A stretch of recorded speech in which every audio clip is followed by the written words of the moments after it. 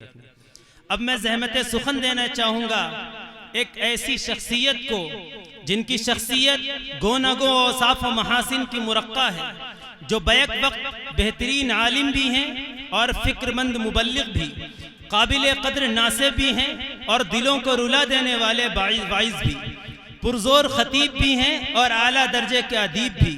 اتنا ہی نہیں بلکہ خطابت کے میدان سے لے کر نصیحت کے باغبان تک، تدریسی گلستان سے لے کر تبلیغ کے چمنستان تک، حسن بیانی کی وادیوں سے لے کر خوش الہانی کی فضاؤں تک، اور اپنوں کی بستیوں سے لے کر غیروں کی دنیا تک جن کی مقبولیت کا شعرہ ہے۔ میری مراد حضرت مولانا مفتی عبد الرحمن صاحب قاسمی دامت برکاتہم العالیہ، خلیفہ اجل حضرت مولانا پیر ذوالفقار صاحب نقشبندی دامت برکاتہم العالیہ ہیں۔ میں حضرت والا سے یہ عرض کروں گا، باہنر ہو پر اثر ہو قوم کے رہبر ہو تم، باہنر ہو پر اثر ہو قوم کے رہبر ہو تم، کہکشاں ہو پھول ہو عطر ہو عنبر ہو تم، آؤ محفل میں خطابت کا چراغ ذولیے، باعث فخر چمن ہو شمع روشن تر ہو تم۔ اور حضرت والا کی آمد پر میں بسط شکریہ ادا کرتا ہوں اور یہ عرض کرتا ہوں حضرت کی خدمت میں، مرحبا آپ آئے نوازش ہوئی، مرحبا آپ آئے نوازش ہوئی، آپ تشریف لائے نوازش ہوئی، خیر مقدم کو دل آج بیتاب ہے، پھول کلیوں کے ہمراہ مہتاب ہے، فرحتوں سے چمن آج غرقاب ہے، بھینی بھینی فضا دل بھی شاداب ہے، گل کھلے اس چمن میں یہ خواہش ہوئی، آپ تشریف لائے نوازش ہوئی، زینت انجمن آپ کی ذات ہے، آپ کے دم سے رحمت کی برسات ہے، آج گلشن میں دلکش عجب بات ہے، دیکھ کر یوں لگے عید کی رات ہے، آپ آئے تو سب کی ستائش ہوئی، آپ تشریف لائے نوازش ہوئی، مرحبا مرحبا شکریہ شکریہ، آپ نے خیر مقدم کا موقع دیا، اپنی آمد سے گلشن کو بخشی دیا اور شکرن جزیلہ کا نغمہ دیا، قلب ابن زکی پہ نگارش ہوئی، آپ تشریف لائے نوازش ہوئی۔ آپ سامعین سے درخواست کرتا ہوں کہ آپ حضرات سکون و اطمینان کے ساتھ اپنی جگہ پر بیٹھ جائیں۔ السلام علیکم ورحمۃ اللہ وبرکاتہ۔ الحمد للہ وکفا وسلام علی عبادہ الذین اصطفى اما بعد فاعوذ باللہ من الشیطان الرجیم بسم اللہ الرحمن الرحیم ما آتاکم الرسول فخذوه وما نهاكم عنه فانتهوا وقال تعالى إنك لعلى خلق عظيم وقال النبي صلى الله عليه وسلم إنما بعثت معلما وقال النبي صلى الله عليه وسلم بعثت لأتمم مكارم الأخلاق وقال النبي صلى الله عليه وسلم أربع إذا كن فيك فلا عليك ما فاتك من الدنيا حفظ أمانة صدق حديث وحسن خليقة وعفة في طعمة سبحان ربك رب العزة عما يصفون وسلام على المرسلين والحمد لله رب العالمين اللهم صل على سيدنا محمد وعلى آل سيدنا محمد وبارك وسلم اللهم صل على سيدنا محمد وعلى آل سيدنا محمد وبارك وسلم اللهم صل على سيدنا محمد وعلى آل سيدنا محمد وبارك وسلم۔ محترم علماء کرام، معزز سامعین، میرے بزرگوں اور دوستوں اور پس پردہ ماں اور بہنوں، ایک بار آپ حضرات بھی بلند آواز سے درود شریف پڑھ لیں۔ اللہم صلی علی سیدنا محمد وعلی آل سیدنا محمد وبارک وسلم۔ میرے محترم بھائیو بزرگوں، اللہ کے نبی جناب رسول اللہ صلی اللہ علیہ وسلم پر جتنا بھی درود پڑھا جائے وہ کمی ہے، اور آپ کے حق کی ادائیگی ہمارے درود پڑھنے سے نہیں ہو سکتی۔ تو اس لیے جتنا بھی پڑھا جائے گا وہ کم ہی کم رہے گا۔ وقت تو بہت ہو رہا ہے، اور آپ حضرات کی ہمت ہے کہ آپ لوگ اتنی دیر بیٹھے ہوئے ہیں۔ ہم تو ابھی تھوڑی دیر آرام بھی کر لیں، لیکن آپ لوگ بڑے باہمت ہیں۔ اللہ آپ کی اس ہمت کو، حوصلے کو قبول فرما لے۔ تو وقت تو سونے کا ہے، لیکن کبھی کبھی بار بار یہ موقع نہیں آتے، نہ سننے کے نہ سنانے کے۔ موقع ملا ہے تو کچھ ہم سنا دیں، کچھ آپ سن لیں۔ کیا بعید ہے اللہ تبارک و تعالی اسی کو ہمارے لیے نجات کا ذریعہ بنا دے۔ تو نبی صلی اللہ علیہ وسلم کے حقوق تو بہت ہیں، ان حقوق کی ادائیگی نہ کوئی کر سکا ہے نہ کر سکتا ہے۔ آپ کے کمالات بہت ہیں، ان کو نہ کوئی بیان کر سکا ہے نہ کر سکتا ہے۔ آپ کی عنایات بہت ہیں، ان عنایات کا حق نہ کوئی ادا کر سکا ہے نہ کر سکتا ہے۔ آپ کی سیرت کے پہلو بہت ہیں، کسی ایک پہلو کو نہ کوئی بیان کر سکا ہے نہ کر سکتا ہے۔ تو آپ کا جلسہ سیرت النبی کا ہے، تو اس لیے میں کوشش کروں گا اسی کے تعلق سے آپ کے سامنے کچھ باتیں آئیں۔ میں نے جو حدیث پڑھی ہے، اس حدیث کے اندر اللہ کے نبی صلی اللہ علیہ وسلم نے 4 باتیں بیان کی۔ میں نے محمدی میں بھی حدیث پڑھی تھی، ابھی ایک صاحب محمدی کے آئے ہوئے کہنے لگے آپ نے اس میں سے ایک بات بیان کی، 3 رہ گئیں، تو ان 3 کو بھی پورا کر دیں۔ میں نے کہا چلو بھائی کوشش کروں گا 3 پوری ہو جائیں۔ اگر آپ لوگ ساتھ دیں گے تو پورا کر دوں گا، ساتھ نہیں دیں گے تو میں بھی ختم کر کے چھٹی کر دوں گا۔ نہ ہمیں زیادہ سنانے کا شوق ہے، اور ایسا بھی نہیں کہ سنانے کا موقع نہ ملتا ہو، بلکہ قسم اللہ پاک کی بسا اوقات بہت ڈر لگتا ہے، بہت ڈر لگتا ہے کہ اس سنانے پر کہیں پکڑ نہ ہو۔ اس لیے کہ حدیث میں ابو جعفر کہتے ہیں، ابو جعفر کے بارے میں آتا ہے جب بھی وہ حدیث پڑھتے تھے کہ اللہ قیامت کے دن ہر بول کے بارے میں پوچھے گا تو نے کیوں بولا تھا، تو روتے روتے ان کا برا حال ہو جاتا تھا۔ ہم آپ خود سوچیں ہم کتنا بولتے ہیں، اور ہمارے جیسا بکو روزانہ بکتا ہے۔ اگر اللہ نے حساب لے لیا تو بخدا حساب دیا نہیں جائے گا، حساب دیا نہیں جائے گا۔ ذرہ نوازی ہو گئی، کرم فرمائی ہو گئی، تب تو امید ہے بچ جائیں گے، ورنہ بچنے کا راستہ ہے نہیں۔ تو اس لیے آپ حضرات مطمئن رہیں اور کوشش کریں جو بات آپ تک پہنچے اس کو عملی زندگی میں لائیں۔ تو اللہ کے نبی صلی اللہ علیہ وسلم نے فرمایا 4 باتیں اگر تیرے اندر ہیں تو دنیا کا کچھ نہ ملے تجھے غم نہیں ہونا چاہیے۔ ان میں سے پہلی بات آپ نے فرمائی حفظ امانت، امانت کی حفاظت کرنا، جو اللہ تبارک و تعالی نے علم کی، مال کی، جان کی، اولاد کی، عزت کی اور دوسری لاکھوں نعمتیں اللہ نے دی ہیں، امانتیں دی ہیں، ان تمام امانتوں کی حفاظت کر کے حقدار تک پہنچانا۔ دوسری بات جو اللہ کے نبی صلی اللہ علیہ وسلم نے فرمائی ہے صدق و حدیث، سچ بولنا۔ سچ بولنا ایک ایسا اچھا اللہ کی طرف سے عطیہ ہے، جس کو عطا ہو جائے تو اس کو شہرت کے لیے کسی اور چیز کی ضرورت نہیں ہوتی، کامیاب ہونے کے لیے کسی اور چیز کی ضرورت نہیں ہوتی۔ دیکھیے ایک ہوتا ہے صادق، ایک ہوتا ہے صدیق۔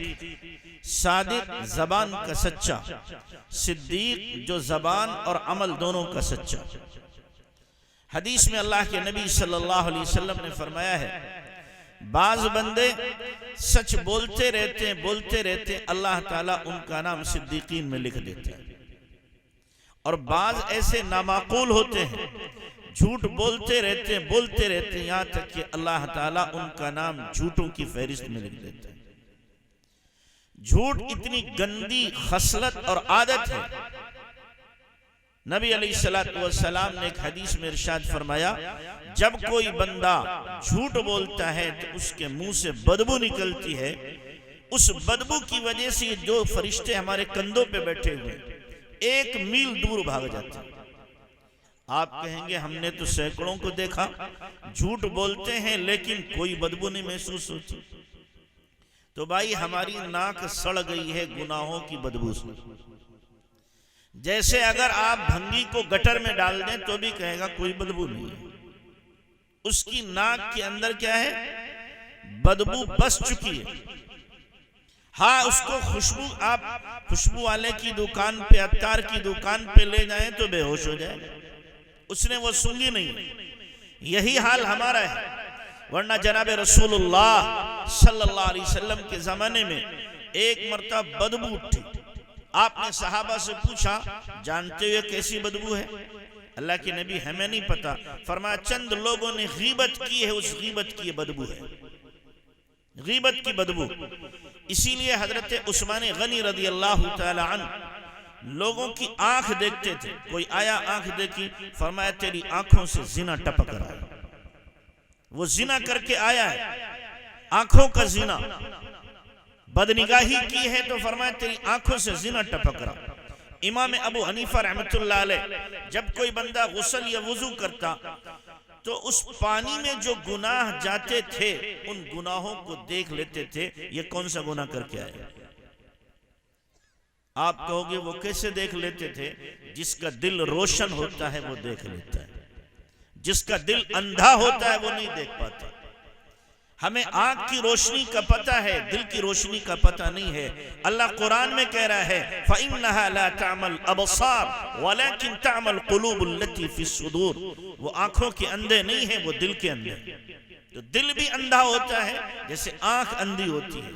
دل جب روشن ہوتا ہے جس کو بصیرت کہتے ہیں، آنکھ کی روشنی کو بصارت کہتے ہیں، دل کی روشنی کو بصیرت کہتے ہیں۔ جب دل روشن ہوتا ہے آنکھ بند ہوتی ہے اور پورے جہان کے نقش سامنے آ جاتے ہیں، یہ دل کی روشنی ہوا کرتی ہے۔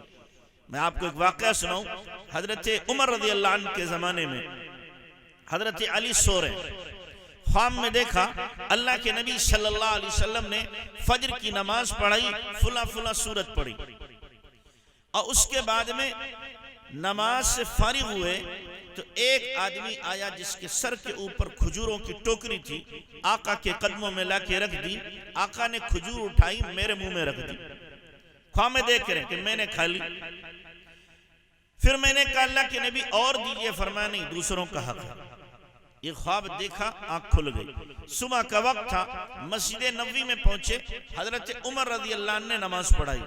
جو صورتیں اللہ کے نبی نے حضرت علی نے خواب میں دیکھی تھی وہی صورتیں حضرت عمر نے پڑھیں۔ پھر نماز سے فارغ ہو کر جیسے حضرت عمر بیٹھے تھے ویسے ہی حضرت اللہ کے نبی بیٹھے تھے، ویسے ہی حضرت عمر بیٹھ گئے۔ اور پھر جیسے اللہ کے نبی کو دیکھا تھا کہ ایک بندہ ٹوکری لارا کھجوروں کی اور آقا کے قدموں میں رکھی، ویسے ہی دیکھا۔ اب آنکھوں سے دیکھ رہے ہیں جاگنے کی حالت میں کہ حضرت عمر کے پاس ایک بندے نے ٹوکری لا کے رکھ دی۔ حضرت علی پریشان، یا اللہ وہ خوابی دیکھ رہا ہوں یا حقیقت ہے؟ پھر آپ نے کھجور اٹھائی حضرت عمر نے اور علی کے منہ میں رکھ دی، حضرت علی نے کھا لی، فرمایا امیر المومنین ایک اور دیجئے، فرمایا اللہ کے نبی نے دی ہوتی تو میں بھی دے دیتا، اللہ کے نبی نے دی ہوتی میں بھی دیتا۔ ان کو کہاں سے پتا چلا؟ بلوٹوتھ ہو گیا۔ کیا ہو گیا؟ اس لیے کہ اللہ والوں کے دل جاسوس ہوتے ہیں۔ کیا ہوتے ہیں؟ جاسوس ہوتے ہیں، تیرے دل میں جو ہے وہ ان کے دل میں آ جاتا ہے۔ تو اس کو کیا کہتے ہیں؟ اس کو کہتے ہیں بصیرت، دل کا روشن ہونا۔ جب آدمی سنت و شریعت کے مطابق اپنی زندگی گزارتا ہے تو اللہ دل کو روشن کر دیتا ہے، دل اس کا منور ہو جاتا ہے۔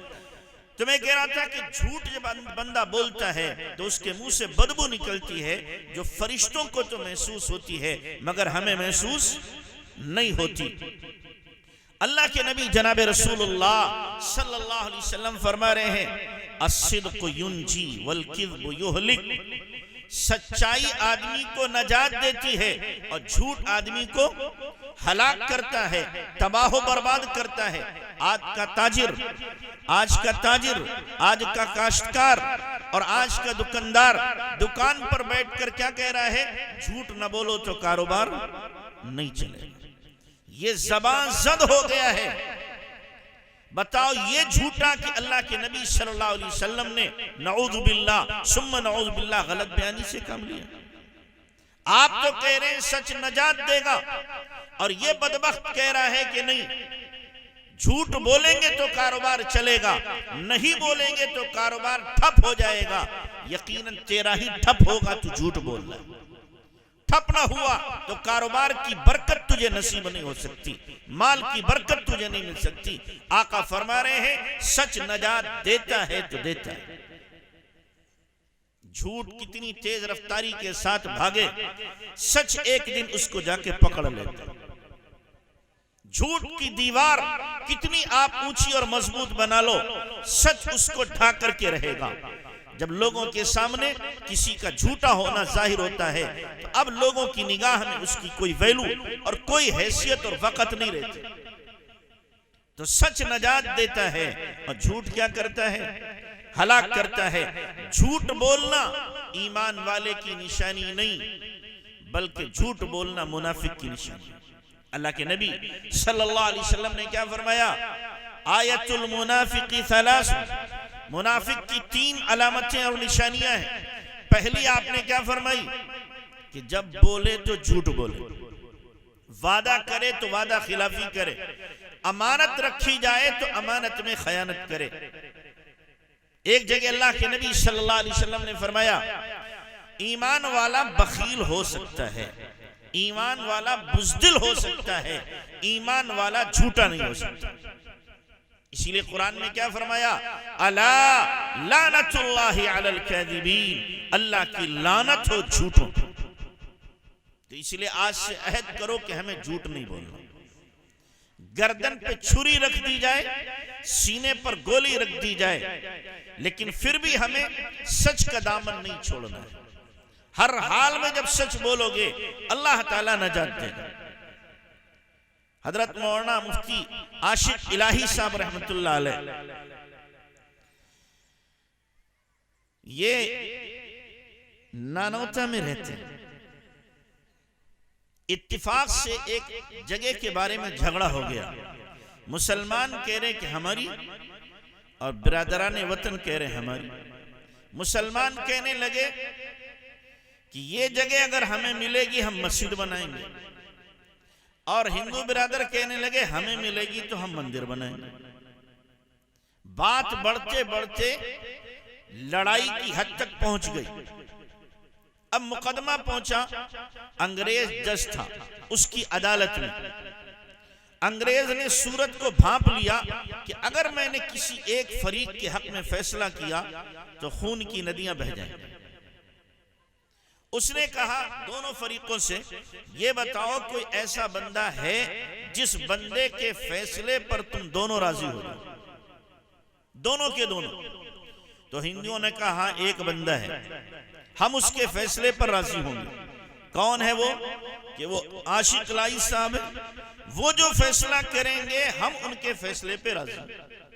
مسلمانوں نے کہا بہت اچھا، اپنا بندہ ہے، فیصلہ تو ہمارے حق میں کرے گا، ہمیں مسجد بنانا ہے۔ جو ہندو چھوٹی ذہنیت کے تھے وہ کہنے لگے تم نے تو غضب کر دیا، مسلمان کا نام لے دیا ہے، وہ تو اپنے بھائیوں کی پش کرے گا۔ انہوں نے کہا نہیں، یہ بندہ ایسا ہے، اس کی زبان پہ جھوٹ نہیں آتا، جو حق ہوگا وہی کہے گا۔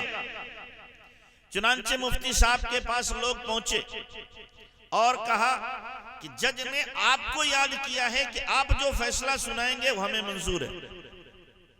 مفتی صاحب نے فرمایا میں اس انگریز جج کا چہرہ نہیں دیکھنا چاہتا، میں کیوں جاؤں گا وہاں؟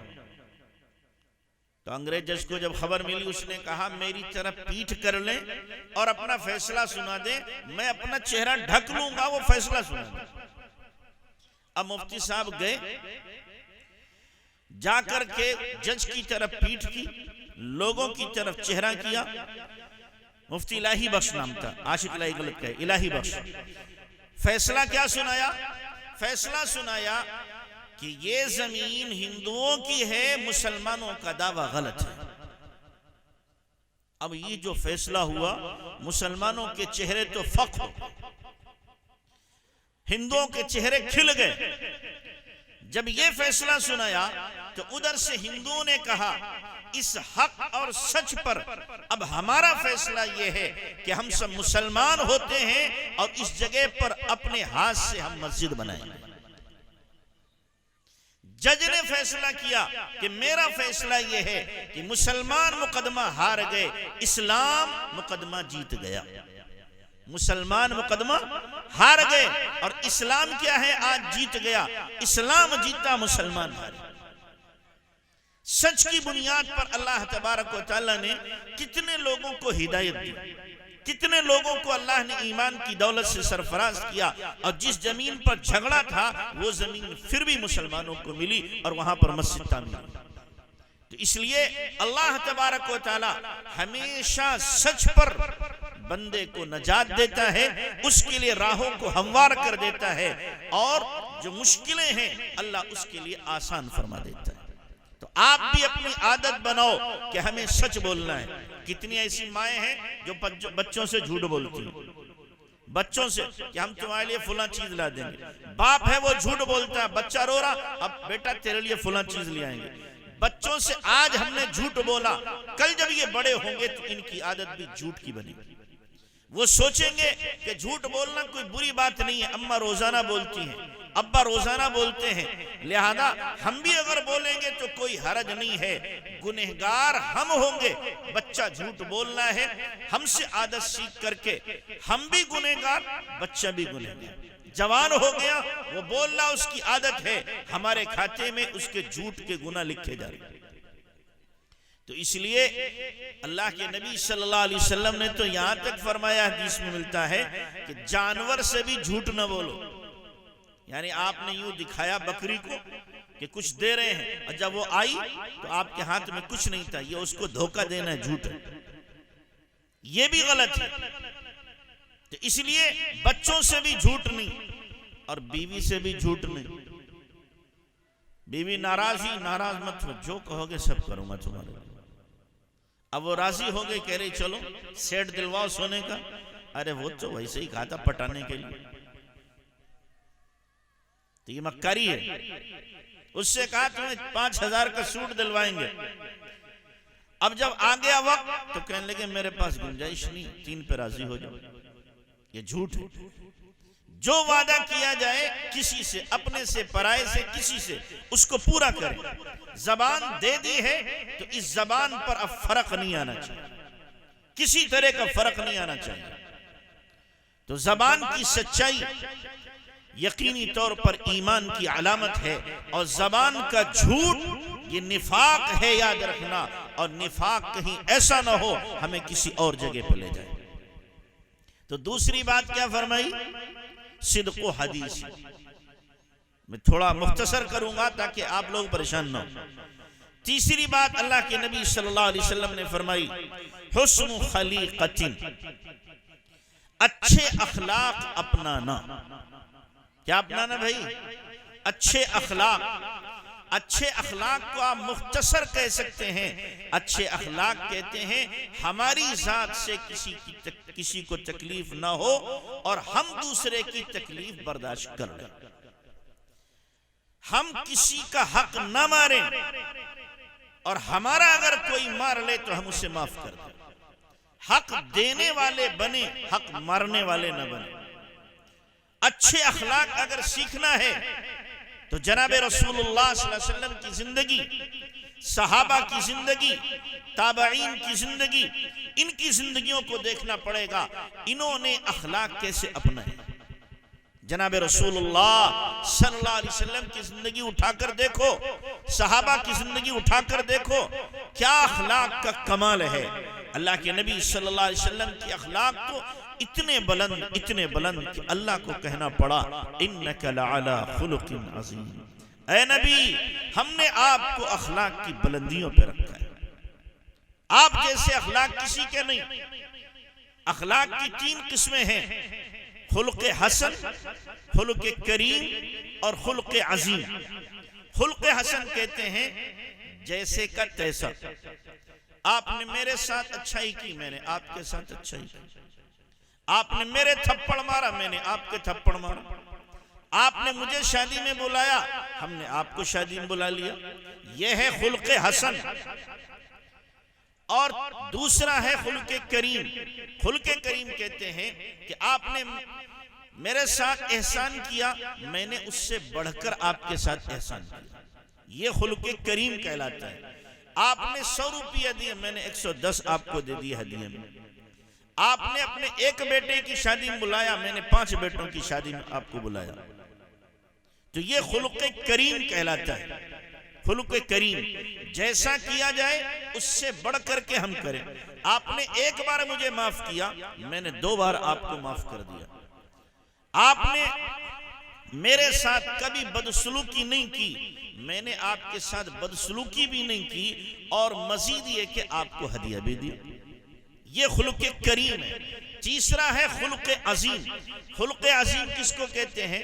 خلق عظیم کہتے ہیں زیادتی کرنے والوں کے ساتھ میں اچھا برتاؤ۔ آپ میرے ساتھ کبھی بھی اچھائی سے پیش نہیں آتے، اور میں جب ملتا ہوں مسکرا کے ملتا ہوں۔ آپ نے مجھے کبھی بھی پوچھا نہیں، لیکن میں ہمیشہ آپ کو پوچھتا ہوں۔ آپ مجھے دیکھتے ہیں، چہرہ پھیر کے چلے جاتے ہیں، اور میں قریب جا کے آپ سے کہوں السلام علیکم، السلام علیکم۔ یہ خلق عظیم ہے، اور یہ خلق عظیم اللہ تعالیٰ نے صرف اپنے نبی کو دیا تھا، اپنے نبی کو دیا تھا خلق عظیم، باقی کو نہیں ملا الا ماشاءاللہ۔ اللہ کے نبی صلی اللہ علیہ وسلم کے ساتھ جنہوں نے زیادتیاں کی، جنہوں نے ظلم کیا، جنہوں نے ستایا، آپ علیہ السلام نے ان کے ساتھ ہی اچھا برتاؤ کیا، ان کو ہی اللہ کے نبی صلی اللہ علیہ وسلم نے اپنے گلے سے لگایا اور اپنے سے قریب کیا۔ آپ علیہ السلام نے حدیث میں ارشاد فرمایا لا تکونوا امعتا ان احسن الناس احسننا وان ظلموا ظلمنا ولكن وطنوا انفسكم ان احسن الناس ان تحسنوا وان اساءوا فلا تظلموا۔ آپ نے فرمایا امعا نہ بننا۔ امعا کا مطلب کہ لوگ احسان کریں گے ہم بھی احسان کریں گے، لوگ ظلم کریں گے ہم بھی ظلم کریں گے، بلکہ تم اپنے آپ کو عادی اور خوگر بنانا اس بات کا کہ اگر لوگ احسان کریں گے تو احسان کرو گے، لوگ ظلم کریں گے پھر بھی ان کے ساتھ احسان کرو۔ یہ اللہ کے نبی صلی اللہ علیہ وسلم کا خلق عظیم تھا کہ جو پتھر برسا رہے ان کے حق میں دعا ہو رہی، جو گالیاں دے رہے ہیں ان کے حق میں دعا ہو رہی ہے، جو آپ علیہ السلام کو زخمی کر رہے ہیں اور آپ کے منہ سے خون آ رہا ہے، صحابہ کہہ رہے ہیں نبی جی بد دعا کر دیجئے، ہاتھ اٹھتے ہیں تو دعا نکلتی۔ لوگ کہتے ہیں کہ تھپڑ مارے تو گھوسا مارو، ڈھیلا مارے تو پتھر مارو، پتھر مارے تو گولی مارو، گولی مارے تو بم برسا دو، لیکن ہمارے نبی کیا فرما رہے ہیں؟ نہیں، پتھر مارے تو پھول برسا دو، پتھر مارے پھول برسا دو، بد دعا کرے دعا کر دو، ظلم کرے احسان کر دو، محروم کرے اسے عطا کر دو۔ یہ ہمارے نبی صلی اللہ علیہ وسلم کا خلق ہے، آپ علیہ السلام کی مبارک عادت شریف ہے۔ طائف کے میدان میں آپ دیکھو آپ علیہ السلام کے ساتھ کیا ظلم کیا گیا ہے۔ طائف کی زمین بھی تھر تھرا رہی ہے، کانپ رہی ہے، آسمان بھی لرز رہا ہے، فرشتے بھی غصے کے اندر کانپ رہے ہیں اور اللہ سے اجازت مانگ رہے ہیں، اللہ اجازت دے ان طائف والوں کو ہم جا کے سبق سکھا دیں۔ پہاڑوں کے فرشتے آ رہے ہیں، لیکن اللہ تبارک و تعالی گویا کہنا چاہتا تھا فرشتوں جاؤ، پہاڑ کے فرشتوں تم بھی جاؤ اور جبرائیل تم بھی جاؤ، لیکن تمہیں نہیں معلوم، تم نے اخلاق دیکھے ہیں نوح کے کہ جنہوں نے بد دعا کی تھی رب لا تذر علی الارض من الکافرین دیارا، اے اللہ ایک بھی کافر نہ بچے، کسی کا گھر نہ بچے، سب کو ہلاک کر دے۔ تم نے دیکھے ہوں گے اخلاق موسیٰ علیہ السلام کے کہ موسیٰ علیہ السلام نے کہا تھا ربنا اطمس علی اموالہم واشدد علی قلوبہم فلا یؤمنوا حتی یروا العذاب العلیم، اے اللہ ان کے مالوں کو ملیہ میٹ کر دے، دلوں کو سخت کر دے، یہ ایمان نہیں لائیں گے جب تک کہ دردناک عذاب کو یہ دیکھ نہ لے۔ ان کے اخلاق تم نے دیکھے ہوں گے، لیکن تمہیں نہیں معلوم میرے نبی کے اخلاق کیا ہیں، میرے نبی کا کردار کیا ہے، میرے نبی کی زندگی کیا ہے۔ میرے نبی کو معاف کرنے میں جتنا مزہ آتا ہے بدلہ لینے میں اتنا مزہ نہیں آتا، دعا دینے میں جتنا مزہ آتا ہے بد دعا میں مزہ نہیں آتا۔ فرشتے آئے، اپنا مدعا رکھا، اپنا مطالبہ رکھا، لیکن اللہ کے نبی صلی اللہ علیہ وسلم نے وہی فرمایا میں ظالم بن کے نہیں آیا، بد دعا کرنے کے لیے نہیں آیا، میں ہلاکت کی بد دعا نہیں کر سکتا، میں ان کے لیے ہدایت کی دعا کرتا ہوں۔ بہت بڑا دل چاہیے ظلم کرنے والے کے ساتھ احسان کرنے کے لیے، بہت بڑا دل چاہیے۔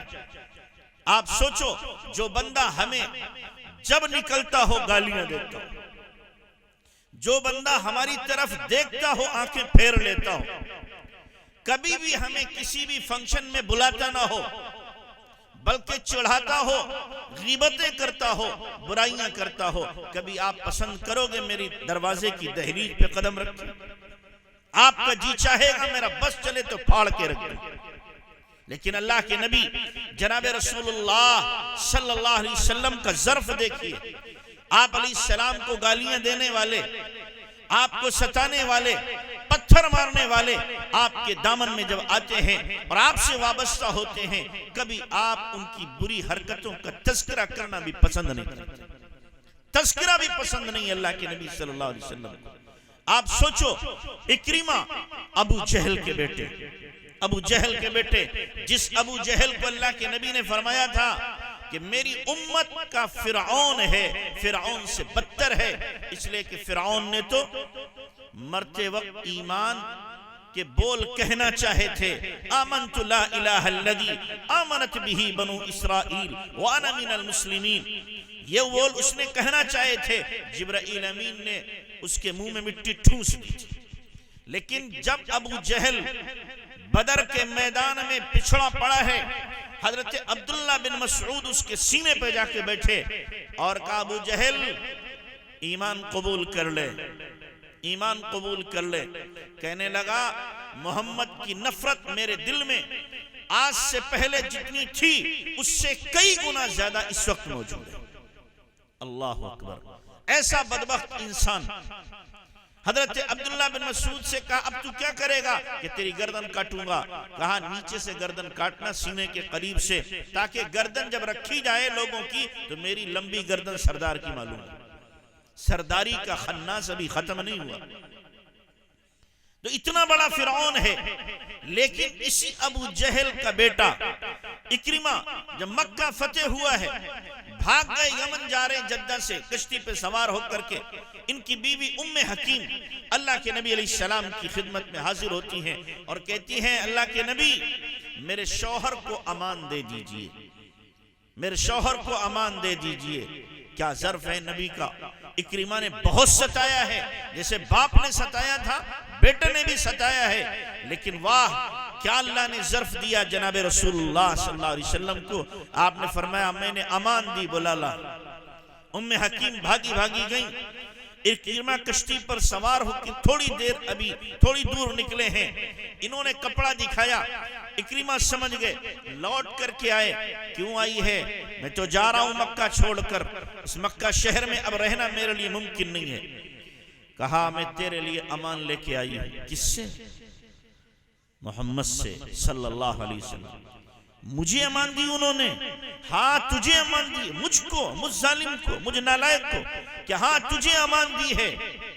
مجھے یقین نہیں آتا کہا تم نے دور سے اب تک دیکھا ہے، قریب سے نہیں دیکھا۔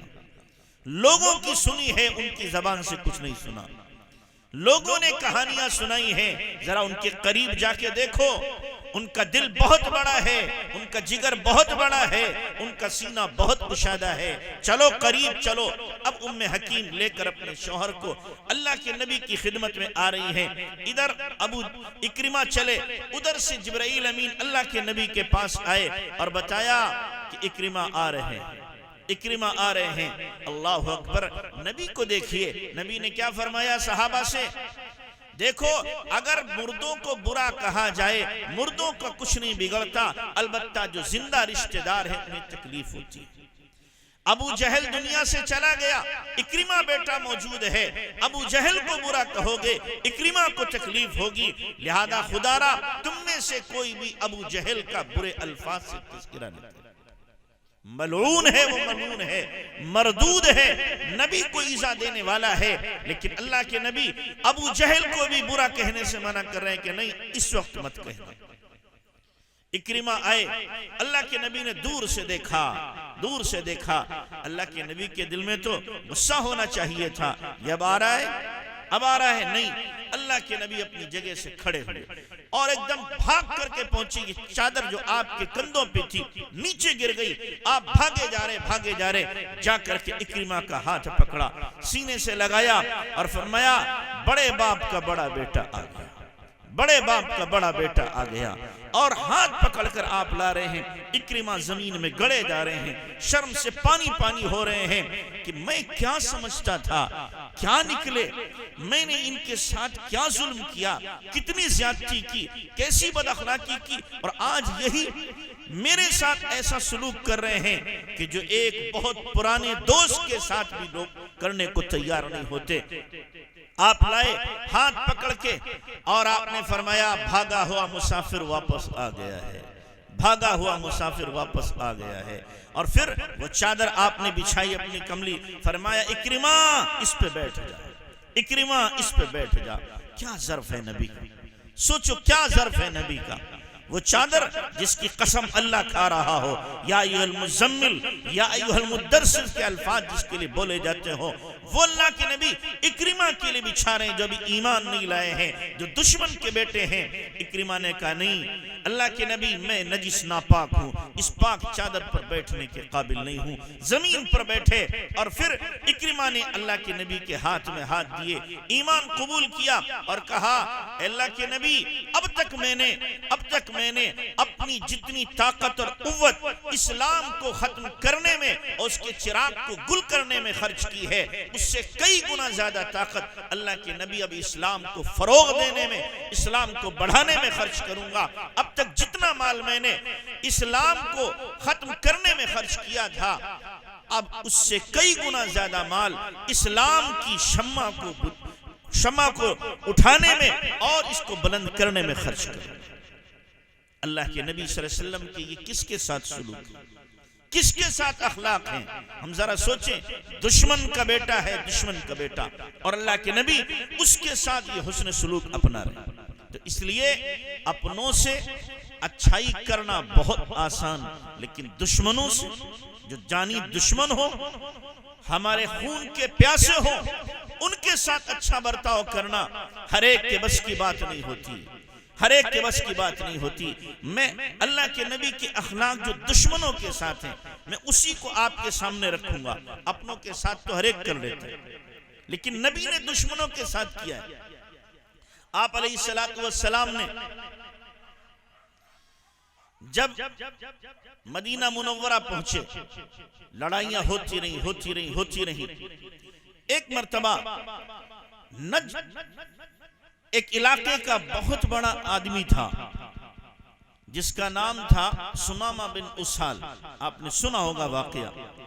اللہ کے نبی کو گالیاں دے، صحابیات کو گالیاں دے، ازواج مطہرات کی شان میں گستاخیاں کرے۔ ایک مرتبہ پکڑا گیا، پکڑ کے لایا گیا۔ آپ علیہ السلام نے فرمایا سمامہ بن اسال کو باندھ دو، پلر سے مسجد نبوی کے پلر سے باندھ دیا گیا۔ اللہ کے نبی صلی اللہ علیہ وسلم شام کے وقت میں گزرے اور پوچھا سمامہ کیا حال ہے، کیا حال ہے؟ سمامہ نے بولا ان تقتل تقتل ذا دم وان تنعم تنعم على شاکرین وان تريد المال نعطيك ما تشاء. اگر آپ قتل کریں گے خون کے مستحق کو قتل کریں گے، اور اگر احسان کریں گے احسان ماننے والے پہ احسان کریں گے، مال چاہیے منہ کھولیے جو مانگے دیا جائے گا. آپ چلے گئے. دوسرا دن ہوا، پھر آپ نے پوچھا سمامہ کیا حال ہے؟ سمامہ نے پھر یہی بولا ان تقتل تقتل ذا دم وان تنعم تنعم على شاکرین وان تريد المال نعطيك ما تشاء. قتل کرو گے خون کے مستحق کو قتل کرو گے، امان دو گے تو ایسے شخص کو امان دو گے جو حق ماننے والا ہے، اور اگر مال چاہو تو جو مانگو ملے گا. پھر آپ چلے گئے. تیسرا دن پھر آیا. تیسرے دن اللہ کے نبی نے پھر پوچھا سمامہ کیا حال ہے؟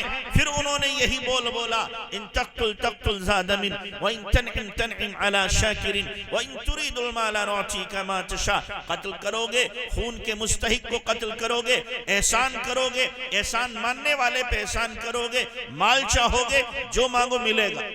آپ نے فرمایا سمامہ کے بندھن کھول دو، آزاد کر دو. ان کو کھول دیا گیا، پلر سے آزاد کیا گیا. یہ وہاں سے اٹھے. ایک نخلستان تھا، وہاں پانی بھرا ہوا تھا. جا کے غسل کیا، کپڑے پہنے، آقا کی خدمت میں آئے اور کہا اشہدو ان لا الہ الا اللہ و اشہدو انک رسول اللہ. کلمہ پڑھا. آپ نے پوچھا سمامہ جب تم بندھے ہوئے تھے تب ایمان کیوں نہ قبول کیا؟ کہنے لگے اللہ کے نبی میں نواب آدمی ہوں نجد کا، اگر بندھے ہوئے ہونے کی حالت میں ایمان قبول کرتا میری قوم پوری زندگی مجھے تانا دیتی کہ تو موت کے خوف سے ایمان لایا. آپ نے جب مجھے چھوڑ دیا، اب میں آزاد تھا، چاہے گھر جاتا چاہے یہاں رہتا، لیکن آپ کے اور آپ کے صحابہ کے اخلاق و کردار سے متاثر ہو کر کے میں نے ایمان قبول کیا. اور پھر فرمایا آج کے دن سے پہلے مدینہ شہر سے زیادہ برا شہر مجھے کوئی نہیں لگتا تھا، اور آج سب سے زیادہ محبوب شہر مجھے مدینہ ہے. آج کے دن سے پہلے آپ کے چہرے سے زیادہ برا چہرہ کوئی نہیں لگتا تھا، اور آج سب سے زیادہ حسین چہرہ مجھے آپ کا لگ رہا ہے. پھر وہ گئے عمرہ کرنے. عمرہ کیا انہوں نے، اللہ کے نبی نے جو طریقہ بتایا اس کے مطابق. تلبیہ بھی وہ پڑھا جو اللہ کے نبی نے بتایا. تو مکہ کے سردار کہنے لگے سبوت سبوت سبوت، اوہو بددین ہو گیا، اس نے بھی محمد کا دین قبول کر لیا. جب سمامہ نے سنا ان کا ٹھیک ہے تمہیں اس کا بدلہ ملے گا. اب نجد سے غلے کا ایک دانہ بھی مکے میں نہیں آ سکتا، اور تقریباً 70% سے زیادہ غلہ مکہ والوں کا نجد سے آیا کرتا ہے.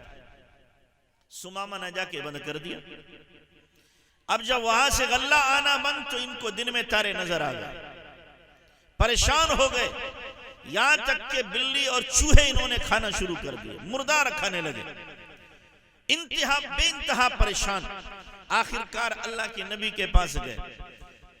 یہ کفار مکہ ابو سفیان اور دوسرے لوگ گئے اور جا کر کے رشتہ داری کا واسطہ دے کے ہاتھ جوڑ کے کہا آپ سمامہ کو لکھ دو مکہ میں وہ غلہ بھیج دیں. اب اللہ کے نبی کے لیے بولو موقع تھا کہ نہیں تھا؟ آپ فرماتے تمہارے لیے مر جاؤ بدبختو تم فاقے سے، یہی تمہارے حق میں بہتر ہے. تم نے میری بیٹی کو طلاق دلوائی، سمیہ کے ٹکڑے کرائے، بلال کو ستایا، عمار اور خباب کو تم نے آگ کے انگاروں پر سلایا، عثمان بن مظعون کو تم نے دھونی دی، اور کیا کیا ظلم اور کیا کیا تم نے زیادتیاں کی ہیں. آج آئے ہو غلے کے لیے، مرو جا کے بھوک سے.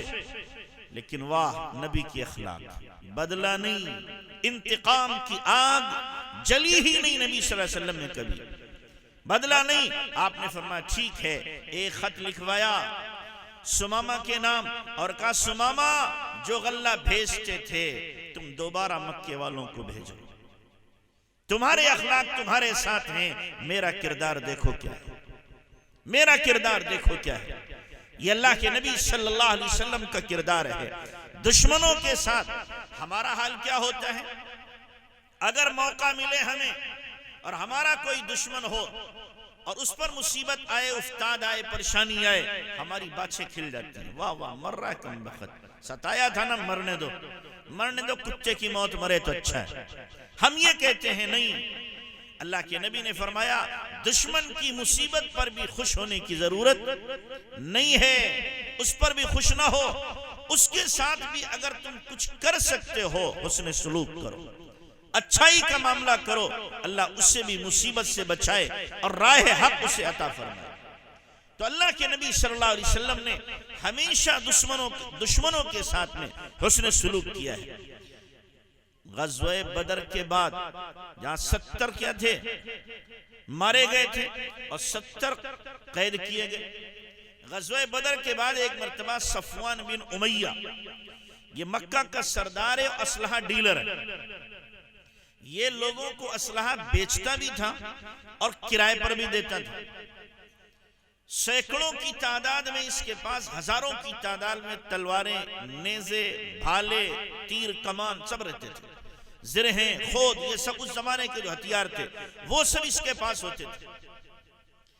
جیسے آج کل امریکہ اس بدبخت کے ہاں جب اکنومی گرتی ہے تو کہیں لڑائی کرا دیتا ہے، میرے ہتھیار بکیں، ہتھیار بیچ دیتا ہے تاکہ کیا ہے اپنے ملک کے ہتھیار جب بکیں گے تو ہمارا کیا ہے اکنومی ہماری بڑھ جائے گی۔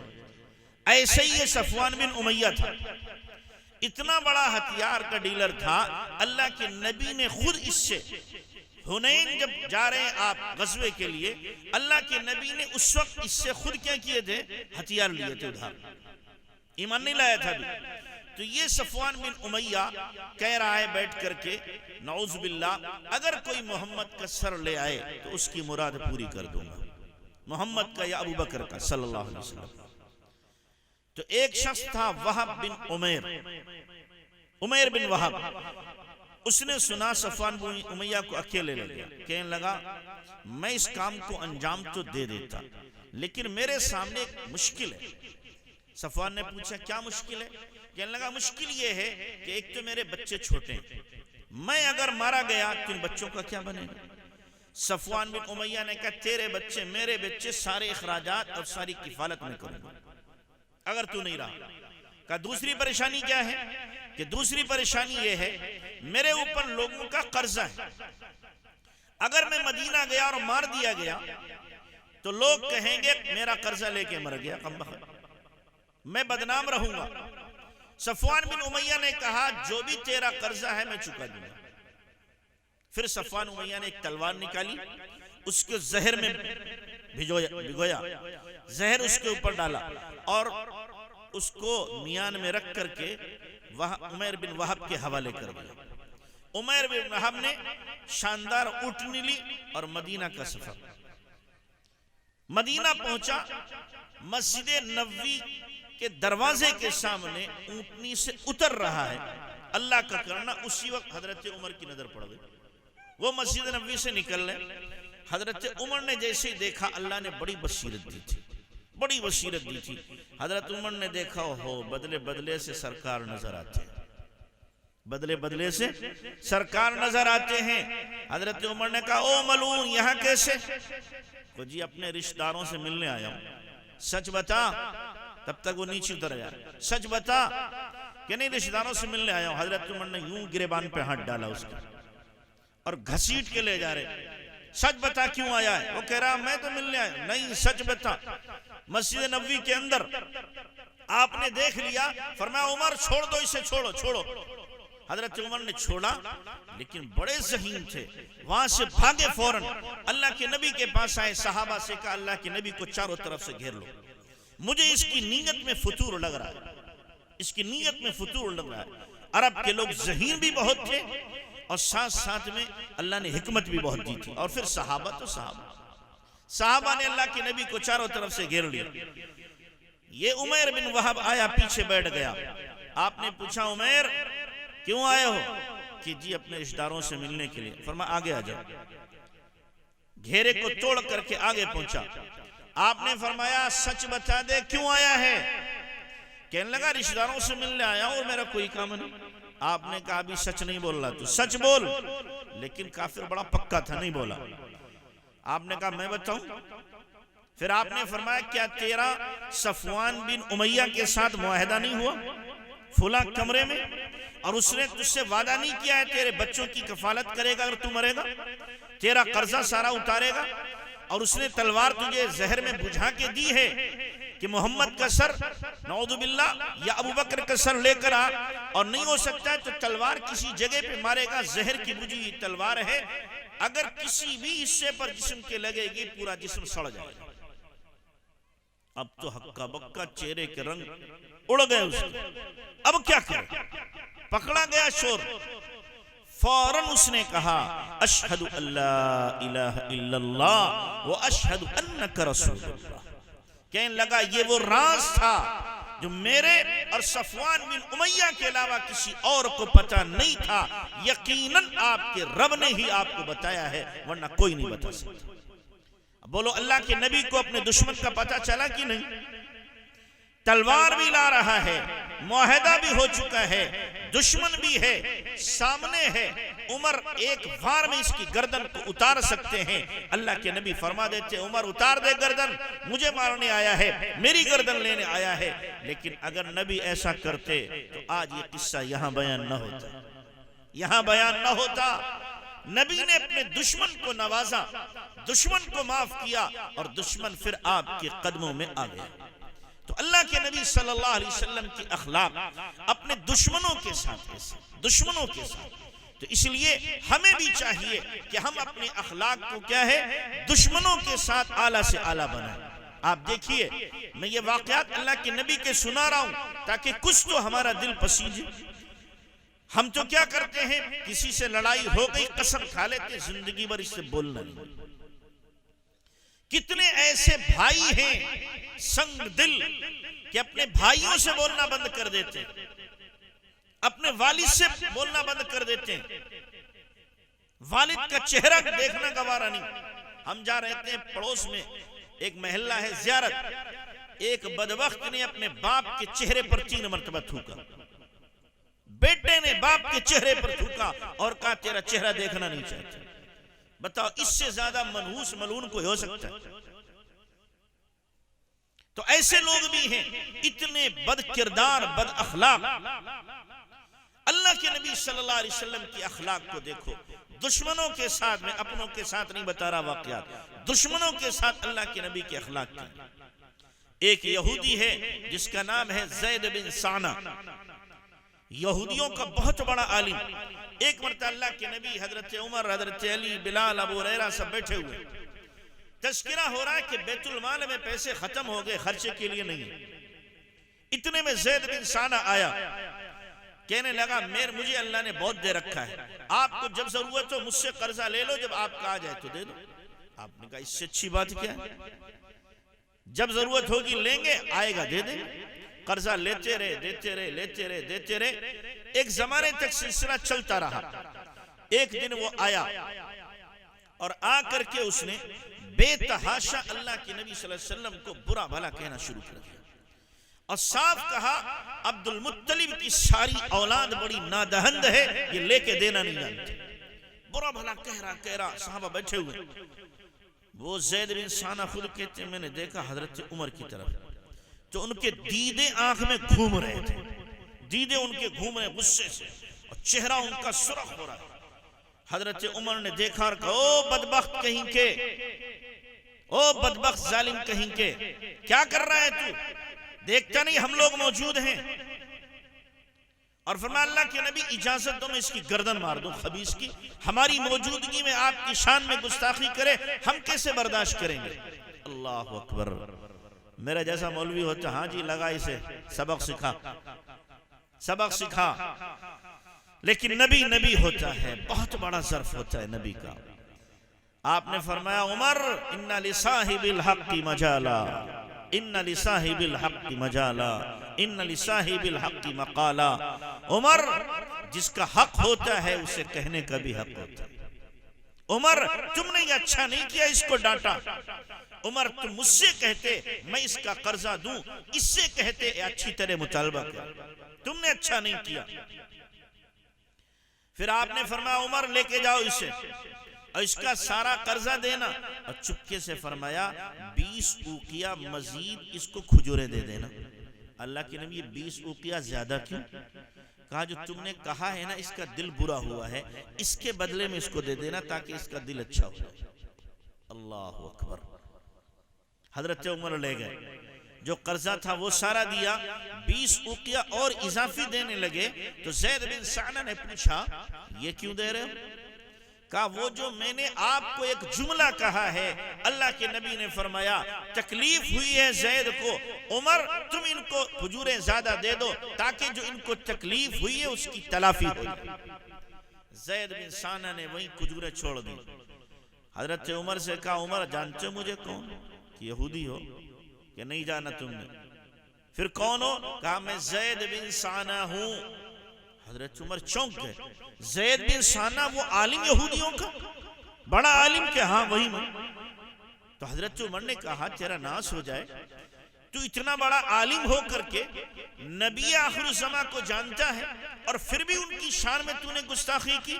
کہنے لگا جان بوجھ کے کی ہے، اور اس موقع کی تلاش میں ایک زمانے سے میں تھا کہ کوئی موقع مجھے ملے ان کو برا بھلا کہنے کا۔ آج مجھے موقع ملا تھا اور میں نے اس لیے کیا ہے کہ میں نے پچھلی کتابوں میں پڑھا کہ جو نبی آخر الزماں ہوں گے ان کے یہ اخلاق ہوں گے، یہ اوصاف ہوں گے، یہ عادات ہوں گی، یہ کمالات ہوں گے، ان کے صحابہ ایسے ہوں گے، سب مجھے مل گیا تھا۔ لیکن کتابوں میں یہ بھی لکھا ہوا تھا پچھلی کہ جب ان کے ساتھ کوئی گستاخی کرے گا، زیادتی کرے گا، تو ان کی خندہ پیشانی میں اضافہ ہوگا۔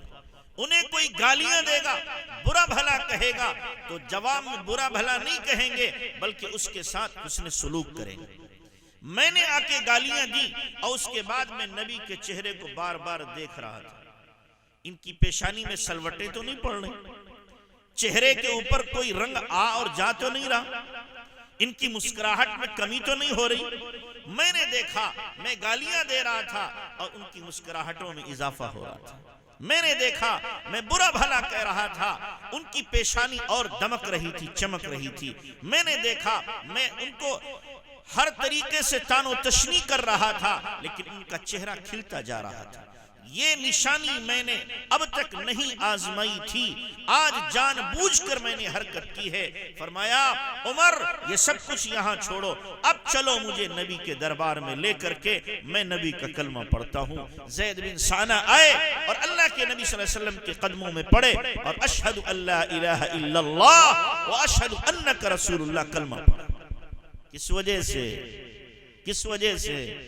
نبی کے اخلاق کی وجہ سے، نبی کے کردار کی وجہ سے کہ نبی نے ان کا دل جیتا ہے، دشمن کا دل جیتا ہے، دشمن کا۔ تو اس لیے میرے بھائیوں ہم بھی اپنے دشمنوں کا دل جیتنا سیکھیں۔ دشمن کے لیے بد دعا کرنا آسان ہے، دشمن کے لیے بد دعا کرنا آسان ہے، اور جو برا چاہے اس کے ساتھ برا کرنا آسان ہے۔ دشمن کے لیے دعا کرنا، برا چاہنے والوں کے ساتھ بھلا چاہنا، گالی دینے والے کو دعا دینا، پتھر برسانے والے کو پھول پیش کرنا، یہ آسان کام نہیں ہے، یہ آسان کام نہیں ہے۔ اس کو تو اپنے اندر پیدا کرنا پڑے گا، پیدا کرنا پڑے گا۔ اخلاق یوں ہی نہیں بنتے، اس کے لیے مستقل محنت ہے، محنت تب اخلاق بنتے ہیں۔ اسی لیے حضرت شیخ شہاب الدین سہروردی رحمت اللہ علیہ جب ابو علی سینا کے پاس گئے، بیٹھے، حضرت نے ایک جملہ فرمایا جاتے ہوئے، اخلاق ندارت، اس سے اخلاق نہیں ہے۔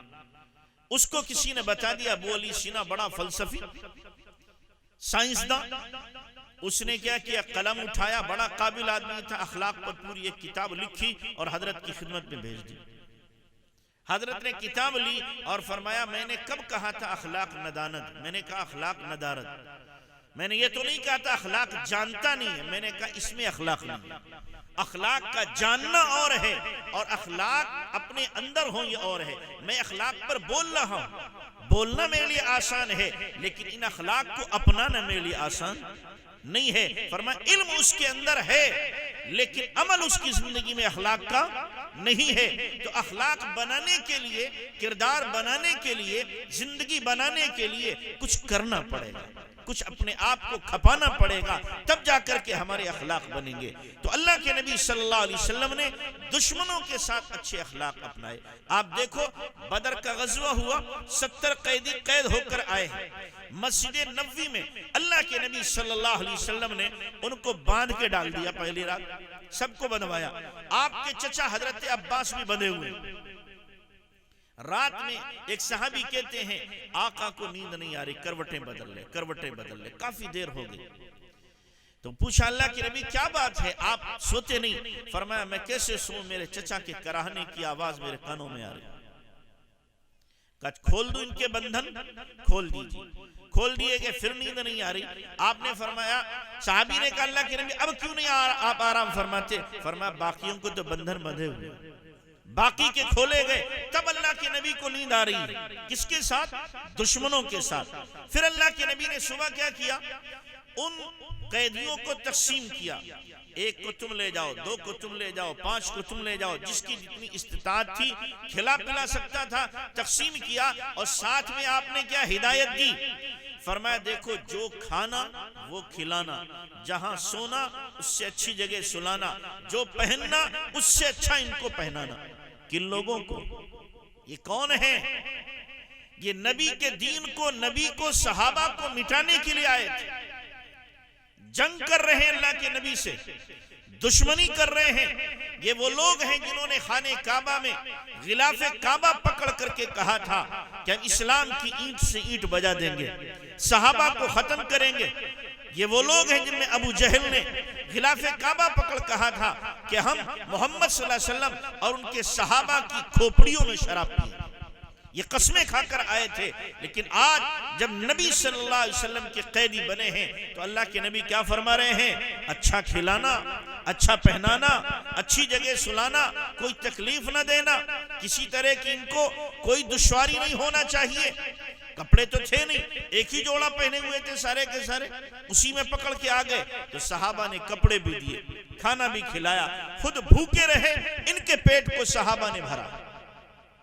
حضرت عباس رضی اللہ عنہ لمبے قد تھے، 7-8 فٹ کا قد تھا ان کا، تو ان کا لباس کسی کو آئی نہیں رہا، اتنا لمبا کون ہو؟ حضرت عباس بہت لمبے، گھوڑے پہ بیٹھتے تھے تو پیر زمین پہ لگ جاتے تھے، اتنے لمبے تھے۔ تو عبداللہ بن ابی بن سلول یہ یہودیوں کا سردار تھا، بہت لمبا قد تھا، اس کا کرتا حضرت عباس کے فٹ آیا۔ تو حضرت عباس کو اللہ کے نبی نے اس کا کرتا پہنا دیا، لیکن اللہ کے نبی نے یہ احسان باقی نہیں رکھا۔ عبداللہ بن ابی بن سلول کا جب انتقال ہوا، اور عبداللہ بن ابی بن سلول کا بیٹا، اس کا نام بھی عبداللہ تھا، وہ آیا آپ کے پاس اور کہا اللہ کے نبی میرا ابا مر گیا، آپ میرے ابا کے لیے اپنا کرتا کفن میں شامل کرنے کے لیے دے دیجیے۔ آپ نے اتار کے دے دیا تاکہ اس کا جو احسان ہے اس کا بدلہ ہو جائے، میرے چچا کے ساتھ احسان کیا، اس احسان کا بدلہ ہو جائے۔ تو اللہ کے نبی صلی اللہ علیہ وسلم نے دشمنوں کے ساتھ یہ برتاؤ کیا ہے، دشمنوں کے ساتھ۔ تو اس لیے ہمیں بھی چاہیے کہ ہم بھی دشمنوں کے ساتھ بھی، دوستوں کے ساتھ بھی، ہم کہتے ہیں دشمنوں کے ساتھ نہیں، کم سے کم اپنے رشتہ داروں کے ساتھ، اپنے گھر والوں کے ساتھ، اپنے دوستوں کے ساتھ، اپنے ملنے والوں کے ساتھ ایسا برتاؤ کرو کہ ان کو تکلیف نہ ہو، ایسی زندگی گزارو کہ ان کو کسی طرح کی اذیت نہ ہو، ہماری زندگی پھول بنے، مہکے، کانٹا نہ بنے کہ دوسروں کو تکلیف۔ ایسی زندگی اپنانے کی ضرورت ہے۔ تو اللہ کے نبی صلی اللہ علیہ وسلم کی سیرت کو اور آپ علیہ السلام کی اخلاق اور آپ کے کردار کو اپنانے کی ضرورت ہے۔ یہی عبداللہ بن ابی بن سلول، اللہ کے نبی کو معلوم تھا یہ ظالم بڑا دشمن ہے، تکلیفیں پہنچاتا ہے، لیکن آپ نے پھر بھی اس کو برداشت کیا، پھر بھی برداشت کیا۔ جمعے کے دن، جمعے سے پہلے آپ کے ممبر کے پاس آتا، لوگوں سے کہتا یہ نبی آخر الزماں ہیں، ان کی بات مانو، اور جب جاتا تھا اپنے لوگوں میں تو کہتا میں بیوقوف بناتا ہوں، میں انہیں بیوقوف بناتا ہوں۔ ایسا ظالم آدمی تھا۔ اللہ کے نبی صلی اللہ علیہ وسلم جب یہ بیمار ہوا تو اس کا بیٹا عبداللہ اللہ کے نبی سے پانی دم کرا کے لے گیا اور کہا ابا جی یہ پانی پی لو۔ پوچھا کون سا پانی ہے؟ اللہ کے نبی سے دم کرا کے لائے۔ اب خباثت دیکھیے اس کی، کہنے لگا تو اپنی ماں کا پیشاب لے آتا، مجھے زیادہ پسند تھا اس پانی سے. اتنی خباثت دل میں بیٹھی ہوئی. لیکن جب یہ مرا تو ان کے بیٹے آئے کہ اللہ کے نبی میرے ابا کا جنازہ پڑھا دو. اللہ کے نبی نے کہا ٹھیک ہے پڑھاؤں گا، جنازہ پڑھاؤں گا. آپ پہنچ گئے، جنازہ سامنے رکھا. حضرت عمر کہنے اللہ کے نبی خبیث ہے، خبیث، منافقوں کا سردار، آپ اس کا نماز جنازہ پڑھائیں گے؟ آپ نے فرمایا میرے اللہ نے مجھے منع نہیں کہ میں پڑھاؤں گا. حضرت عمر نے پیچھے سے آپ کا دامن کھینچا، اللہ کے نبی مت پڑھائیے. آپ نے فرمایا عمر چھوڑ دے مجھے، میرے اللہ نے منع نہیں کیا ہے. چنانچہ اللہ کے نبی نے نماز جنازہ پڑھا دی. ادھر پڑھائی، ادھر قرآن کی آیت اتر گئی، لا تسلی علی احد منہم مات. نبی جی ان میں سے کسی کی نماز جنازہ نہ پڑھائیے، اور ان میں سے کسی کی قبر پر کھڑے ہو کے استغفار بھی نہ کیجیے. اور فرمایا ان تستغفر لهم او لا تستغفر لهم ان تستغفر لهم 70 مرة فلن يغفر الله لهم.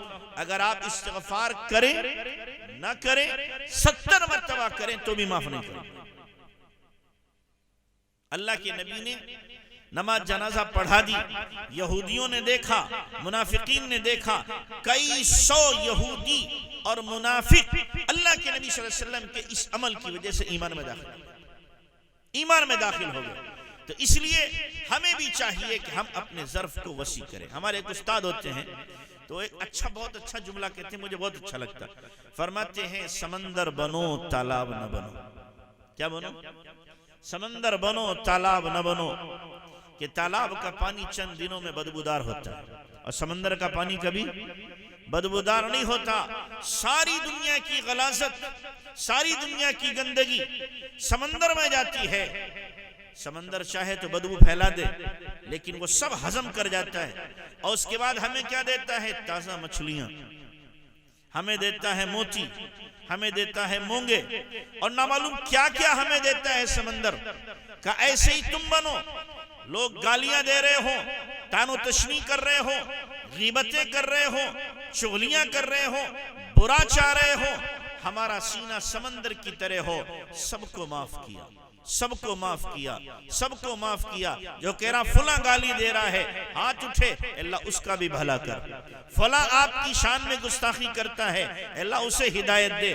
ارے فلاں نے آپ کے باپ کے ساتھ میں، بیٹے کے ساتھ میں زیادتی کی، آپ کا حق مارا ہے، اللہ اسے ہدایت دے. ہر ایک کا بھلا چاہیں. سینے کو سمندر بناؤ، تالاب نہ بناؤ. جب یہ ہمارا سینہ کشادہ ہوگا، ہمارا ظرف وسیع ہوگا، تو یاد رکھنا اس وسیع ظرف کے اندر سب سما جائیں گے. اور پھر لوگ ہم سے کیا ہوں گے؟ قریب ہوں گے. غصے کو پی جاؤ. اخلاق کا اعلیٰ درجہ ہے کہ آدمی غصہ نہ کرے. اعلیٰ درجہ اخلاق کا ہے. جو غصے ور ہے، غصے بات پہ جس کو غصہ آتا ہے، وہ کبھی بھی اخلاق والا نہیں ہو سکتا. اللہ کے نبی جناب رسول اللہ صلی اللہ علیہ وسلم کو دیکھو، کیا کیا زیادتیاں ہوئی، لیکن آپ کو غصہ آتا ہی نہیں غصہ. تو اس لیے غصے کو پینا سیکھیں. مجھے ایک واقعہ یاد آیا. حضرت امام ابو حنیفہ رحمۃ اللہ علیہ، امام صاحب رحمۃ اللہ علیہ کے بارے میں آپ نے بارہا سنا ہوگا. 40 سال عشاء کے وضو سے فجر کی نماز پڑھی. 40 سال. دوپہر میں تھوڑی دیر سوتے تھے، رات میں بالکل نہیں سوتے تھے. اتفاق سے ایک بندہ ایک مرتبہ دوپہر میں جب سونے کا ٹائم تھا، دستک دی. کون؟ کہ جی ایک بندہ ہوں، سوال پوچھنا ہے. حضرت اتر کے آگے، جی کیا مسئلہ ہے؟ کہ بھول گیا. کیا کہا؟ بھول گیا. اب بتاؤ، جو بندہ دوپہر میں سوتا ہو اور اسے سونے کا موقع نہ ملتا ہو، مسئلہ اس وقت پوچھنے اور کہ بھول گیا، کتنا غصہ آئے گا. حضرت کا ٹھیک ہے، جب یاد آئے تو پوچھ لیں. حضرت پھر گئے لیٹے.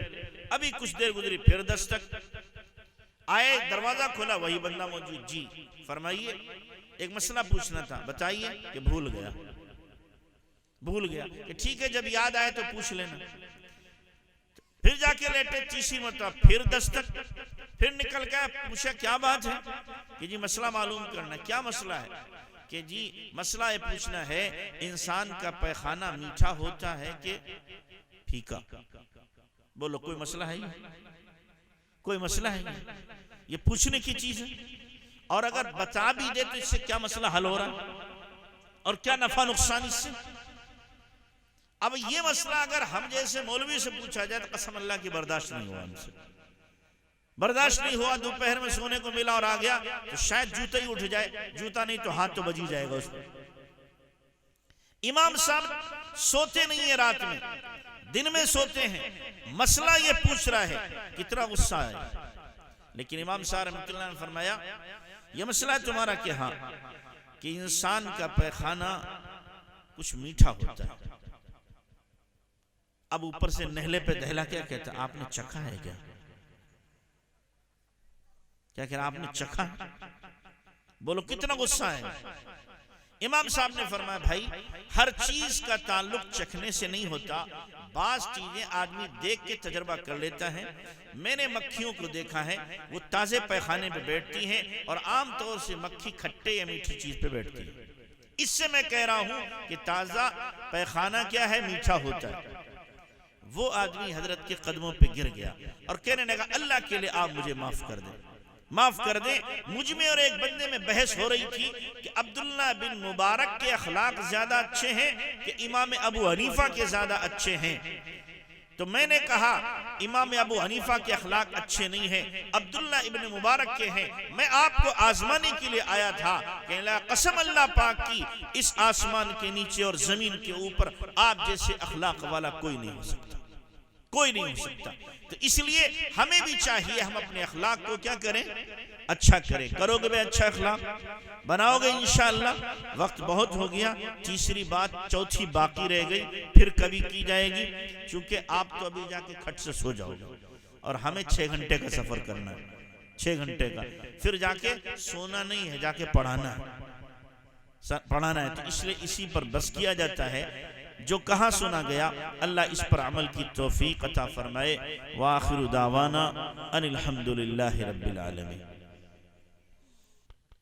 درود شریف پڑھ لیں. اللہم صلی علی سیدنا محمد وعلی آل سیدنا محمد وبارک وسلم. یا رب لک الحمد کما ينبغی لجلال وجهک عظیم سلطانک. اللہم لک الحمد کما انت اہلک فصل وسلم على سيدنا كما هو أهله وافعل بنا ما أنت أهله فإنك أهل التقوى وأهل المغفرة. يا أول الأولين يا آخر الآخرين يا ذا القوة المتين يا راحم المساكين ويا أرحم الراحمين. اللهم أنت خلقتنا وأنت تهدينا وأنت تطعمنا وأنت تسقينا وأنت تميتنا وأنت تحيينا يا ذا الجلال والإكرام يا ذا الجلال والإكرام. اللهم أنت أحق من ذكر أحق من عبد أرأف من ملك أجود من سئل أوصى من أعطى. الملك لا شريك لك والفرد لا ند لك. كل شيء هالك إلا وجهك لن تطاع إلا بعلمك ولن تعصى لن تطاع إلا بإذنك ولن تعصى إلا بعلمك. تطاع فتشكر تعصى فتغفر. حلت دون النفوس كتبت الآثار ونسخت الآجال. القلوب لك مفضية والسر عندك علانية. الحلال ما أحللت والحرام ما حرمت والأمر ما قضى والدين ما شرع وأنت الله الرؤوف الرحيم. ربنا ظلمنا أنفسنا وإن لم تغفر لنا وترحمنا لنكونن من الخاسرين. ربنا لا تزغ قلوبنا بعد إذ هديتنا وهب لنا من لدنك رحمة إنك أنت الوهاب. ربنا إننا سمعنا مناديا ينادي للإيمان أن آمنوا بربكم فآمنا. ربنا فاغفر لنا ذنوبنا وكفر عنا سيئاتنا وتوفنا مع الأبرار. ربنا وآتنا ما وعدتنا على رسلك ولا تخزنا يوم القيامة إنك لا تخلف الميعاد. ربنا لا تحمل علينا إسرا كما حملته على الذين من قبلنا.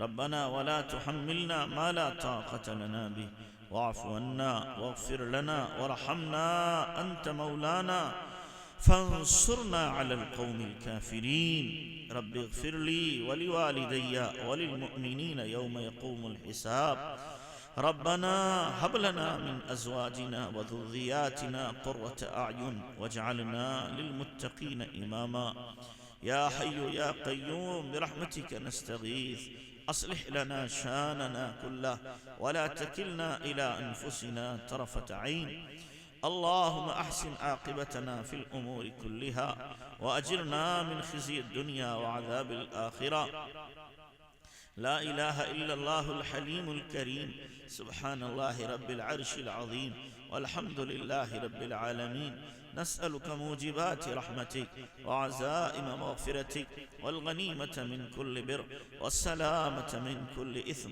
لا تدع لنا ذنبا إلا غفرته ولا هما إلا فرجته ولا كربا إلا نفسته ولا ضرا إلا كشفته ولا مريضا إلا شفيته ولا دينا إلا أديته ولا حاجة من حوائج الدنيا والآخرة هي لك رضا ولنا فيها صلاحا إلا قضيتها ويسرتها يا أرحم الراحمين إليك رب فحببنا وفي أنفسنا لك فذللنا وفي أعين الناس فعظمنا ومن سيء الأخلاق فجنبنا ومن صالح الأعمال فقومنا وعلى أعدائك أعدائنا أعداء الإسلام والمسلمين فانصرنا اللهم أكرمنا ولا تهنا وآثرنا ولا تؤثر علينا اللهم أعطنا ولا تحرمنا اللهم امكر لنا ولا تمكر علينا اللهم لا تسلط علينا من لا يرحمنا ولا يخافك بنا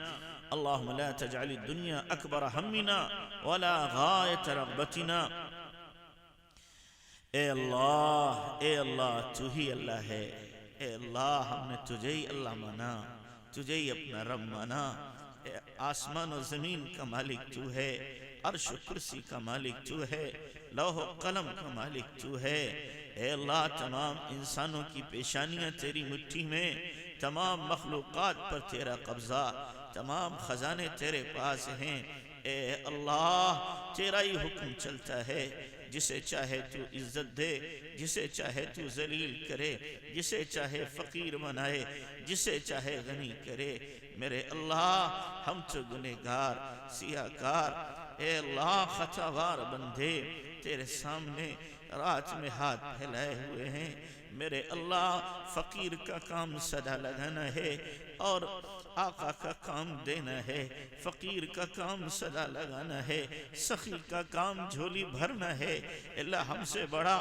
فقیر کوئی نہیں اور تجھ سے بڑا غنی کوئی نہیں اے اللہ ہم سے بڑا سائل کوئی نہیں تجھ سے بڑا داتا کوئی نہیں اے اللہ تیرے خزانوں کی انتہا نہیں اور اے اللہ ہم سراپا فقیر ہیں سراپا فقیر ہیں اے میرے اللہ گناہوں کا پوٹلا لے کے حاضر ہوئے ہیں اللہ کوئی گناہ نہیں بچا جو ہم نے نہیں کیا سارے گناہ کر ڈالے اگر بچا تو اس لیے کہ ہمیں موقع نہیں ملا اگر موقع ملتا شاید وہ گناہ بھی نہ چھوٹتا میرے اللہ ہم اقراری مجرم تیرے سامنے اپنے گناہوں کا اقرار کرتے ہیں میرے اللہ معاف کر دے پیارے اللہ معاف کر دے اچھے اللہ معاف کر دے اے اللہ تو معافی کو پسند کرنے والا ہے ہمیں بھی معاف فرما اے اللہ تو نے تو بڑے بڑے قاتلوں کو زانیوں کو اللہ بدکاروں کو شرابیوں کو معاف کیا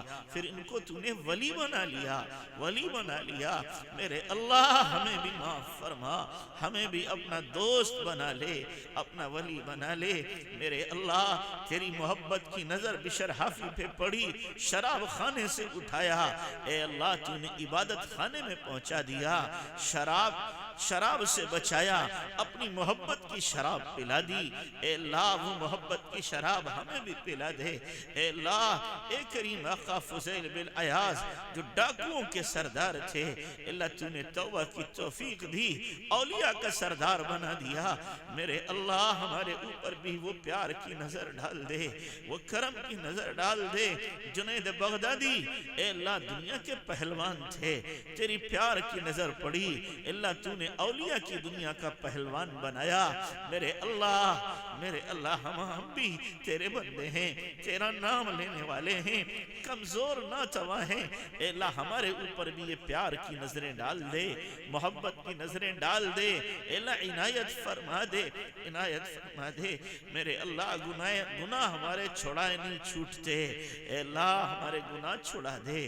مولا ہم تجھ سے وہی کہتے ہیں جو یوسف علیہ السلام نے کہا تھا، وَمَا أُبَرِّئُ نَفْسِي إِنَّ النَّفْسَ لَأَمَّارَةٌ بِالسُّوءِ إِلَّا مَا رَحِمَ رَبِّي إِنَّ رَبِّي غَفُورٌ رَحِيمٌ۔ اے اللہ ہمارا نفس امارہ اور نفس لوامہ پیچھے لگا ہوا ہے، اے اللہ نفس مطمئنہ بنا دے، نفس مطمئنہ بنا دے۔ اے کریم آقا، کیا ہم اسی طرح دنیا سے چلے جائیں گے گناہ کرتے کرتے، سیاکاریاں کرتے کرتے، گناہوں کے دلدل میں دھسے ہوئے؟ میرے اللہ پھر کیسے تجھے منہ دکھائیں گے، کیسے نبی کو منہ دکھائیں گے؟ میرے اللہ سچی توبہ کی توفیق دے دے۔ میرے مالک ہمارا حال تو بد سے بدتر ہو گیا، صبح توبہ کریں شام توڑ دیتے ہیں، شام کریں صبح ٹوٹ جاتی ہے۔ اے اللہ توبہ پر استقامت عطا فرما، استقامت عطا فرما۔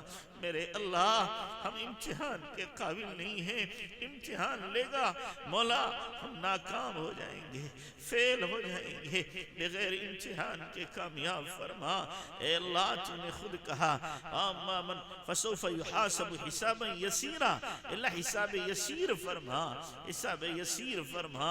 اے اللہ ہم سے تو دنیا میں حساب نہیں دیا جاتا، 2 دن کا حساب میں چوک ہو جاتی ہے، پوری زندگی کا حساب ہم سے کیسے دیا جائے گا، کیسے دے پائیں گے؟ میرے اللہ بے حساب جنت کا فیصلہ فرما دے، بے حساب جنت کا فیصلہ فرما دے۔ اے کریم آقا ہم سے تو دنیا کی ٹھنڈ نہیں سہی جاتی، اے اللہ آخرت میں جہنم میں طبقہ زمہریر ہوگا، وہاں تو ہڈیاں ٹوٹ رہی ہوں گی، میرے اللہ کیسے برداشت ہوگی؟ اللہ دوپہر کی گرمی میں ہم بلبلا اٹھتے ہیں، اللہ حشر کے میدان کی گرمی کا کیا عالم ہوگا؟ اے اللہ اس دن اپنے عرش کا سایہ دے دینا، سایہ دے دینا۔ اے اللہ 4 آدمیوں کے سامنے کی رسوائی ہم سے برداشت نہیں ہوتی، قیامت کے دن تو آدم سے لے کے آخری انسان تک ہوں گے، اگر تو نے اعمال نامے کھول دیے اے اللہ اس دن کی رسوائی کا کیا حشر ہوگا، کیا عالم ہوگا؟ میرے مولا تو نے دنیا میں پردہ ڈالا ہے، آخرت میں بھی پردہ ڈال دینا، آخرت میں بھی پردہ ڈال دینا۔ اے کریم آقا لٹا پٹا جب کوئی اب چوراہے پہ کھڑا ہو جائے، مسجد میں آواز لگائے ہمیں لوگوں نے لوٹ لیا، مال چرا لیا، دنیا والے ترس کھا لیتے ہیں، اس کی جھولی میں کچھ نہ کچھ ڈال دیتے ہیں۔ میرے اللہ ہم بھی لٹے پٹے آئے ہیں، ہمارے نفس سے ہمیں لوٹا، شیطان نے لوٹا، بری عادتوں نے لوٹا، لٹ پٹ کر تیرے سامنے ہاتھ پھیلائے ہیں۔ او کریم آقا ہماری جھولیاں بھر دے، ہماری جھولیاں بھر دے۔ او کریم کرم کا معاملہ فرما، رحم کا معاملہ فرما۔ اے اللہ اس فقیر کا کچھ نہیں جاتا جو ایک دروازے سے دھکا دیا جائے دوسرے پہ چلا جاتا ہے، دوسرے پہ دھکا دیا جائے تیسرے پہ چلا جاتا ہے، کہیں نہ کہیں سے تو مل ہی جاتا ہے۔ مسئلہ ہمارا ہے، ہمارے پاس تو تیرے در کے سوا کوئی اور در نہیں ہے جہاں جا کے سوال کریں، ہم جس سے جا کر کے مانگیں، اگر تو نے بھی دھتکار دیا تو کہاں جائیں گے، کس سے مانگیں گے؟ اے اللہ تو نے تو خود کہا اما السائل فلا تنہر، سائل کو جھڑکی نہ دو۔ اے اللہ ہم بھی تو تیرے در کے سائل ہیں، تو بھی ہمیں جھڑکی نہ دے۔ اے مولا ہماری ضرورت خزانے غیب سے پوری فرما۔ اے اللہ یہ ہاتھ تیرے سامنے اٹھے، دنیا والوں کے سامنے اٹھنے کی ذلت سے حفاظت فرما، اپنے در کا بھکاری بنا کر دنیا والوں کا بھکاری نہ بنا۔ اے میرے اللہ اپنی محبت عطا فرما، اپنا عشق عطا فرما، اپنی معرفت عطا فرما، اپنی ذات سے ذاتی تعلق عطا فرما، اپنا قرب خاص عطا فرما، اپنی یاد کی دھن عطا فرما، رضا بالقضا والی کیفیت عطا فرما۔ اے اللہ ہمارے سینوں میں بھی اپنے عشق کی آگ لگا دے، اپنے عشق کی آگ لگا دے۔ اے اللہ یہ کب تک ہمارے سینے ٹھنڈے رہیں گے تیری محبت کے کے بغیر اے اللہ کب ان میں تیری محبت کی گرمی پیدا ہوگی؟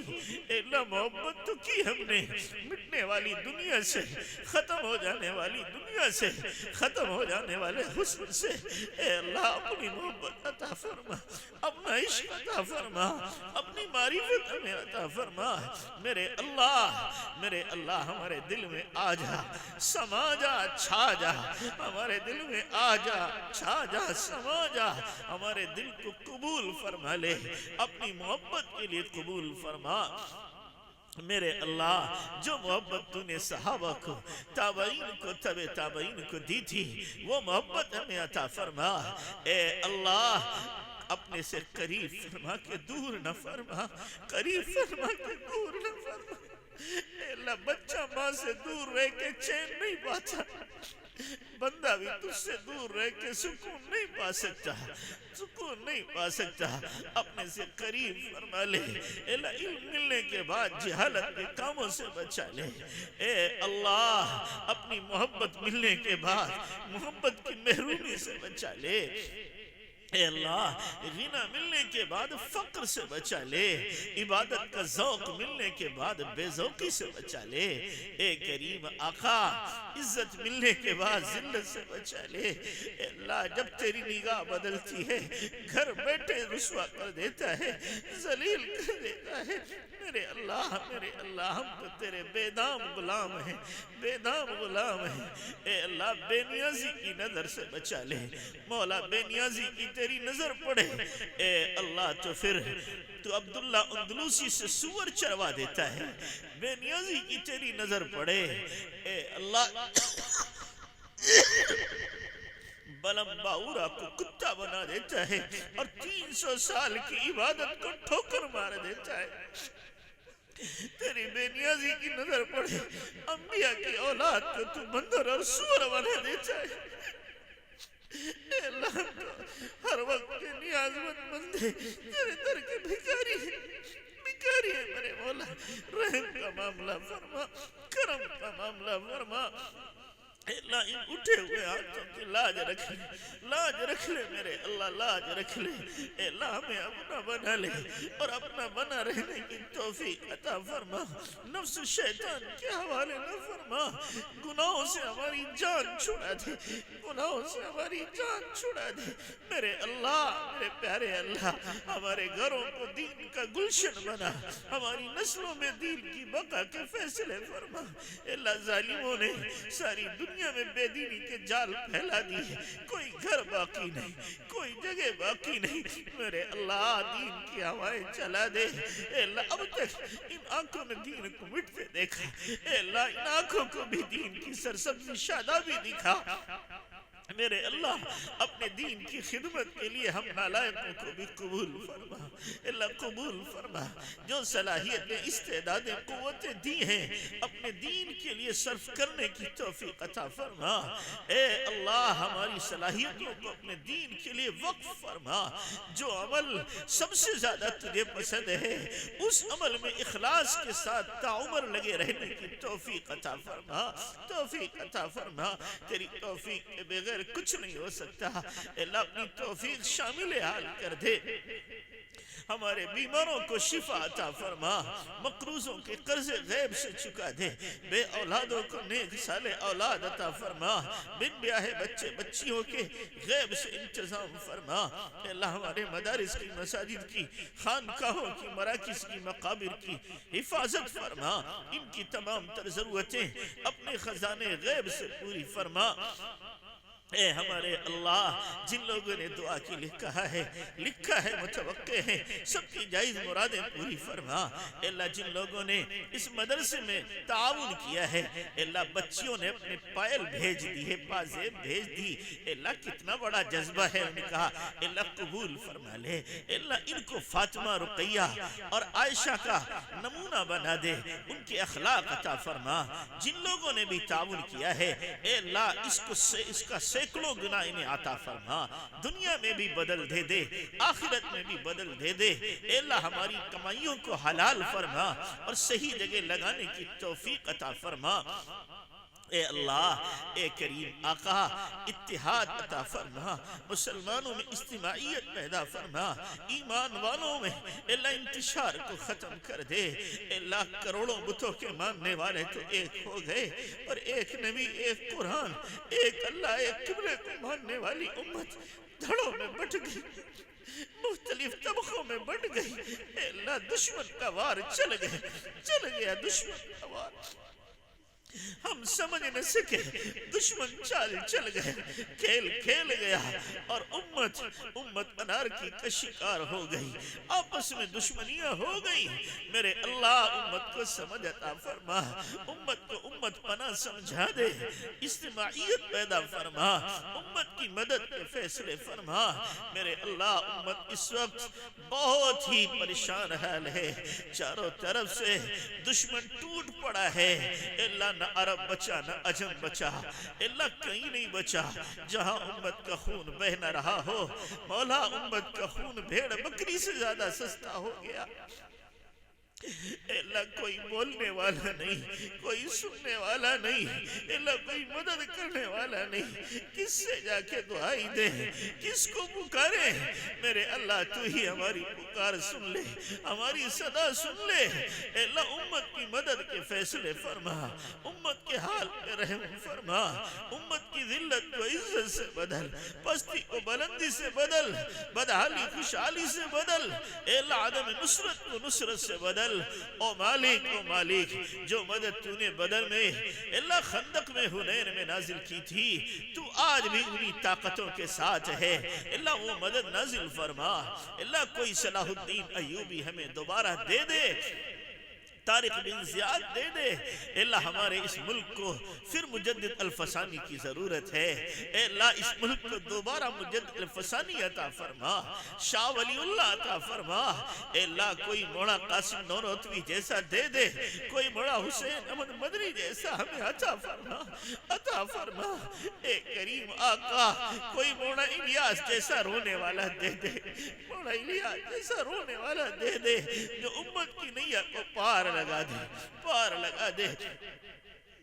اللہ ہمارے ملک میں امن و امان قائم فرما، بھائی چارہ قائم فرما، محبت قائم فرما، ملک کو ترقی عطا فرما۔ اے اللہ، جو برسر اقتدار ہیں ان کو ہدایت عطا فرما، ان کے قلوب کو نرم فرما۔ اے چنگیزیوں کو ہدایت دینے والے، تاتاریوں کو ہدایت دینے والے، آج کے اقتدار والوں کو بھی ہدایت دے دے، ان کو بھی ہدایت دے دے۔ اللہ ان کو اپنے دین کے لیے استعمال فرما لے میرے مولا، استعمال فرما، حق کو حق سمجھنے والا بنا، باطل کو باطل سمجھنے والا بنا۔ اے اللہ، اے کریم آقا، ہمارے راج کے مل بیٹھنے کو قبول فرما لے۔ اے اللہ، راج کے بھکاری خالی نہیں لوٹائے جاتے، اتنی رات میں اگر ہم کسی کے دروازے بھیک مانگنے جائیں وہ ہمیں خالی نہیں لوٹائے گا۔ اے اللہ، ہم بھی تو بھیک مانگ رہے ہیں، تو ہمیں خالی نہ لوٹا، ہمارا دامن بھر دے، ہماری ضرورتیں پوری فرما، ہماری ضرورتوں کو تو ہم سے زیادہ جانتا ہے۔ اے مولا، ہماری تمام تر حاجتیں خزانے غیب سے پوری فرما۔ اے اللہ، اے کریم آقا، ہمارے حالات کی خبر ہمارے نبی کو کر دے، ہم جن حالات سے دوچار ہیں، اللہ دل زخمی ہو چکے،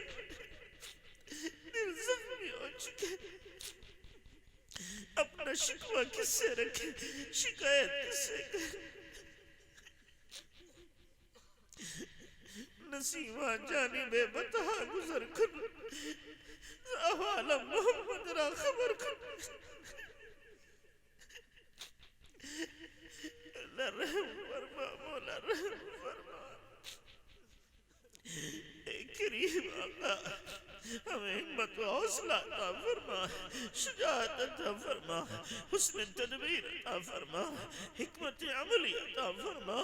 اے اللہ، امت میں حکمت عملی پیدا فرما۔ اے اللہ، امت کو صحیح سمجھنے والا بنا۔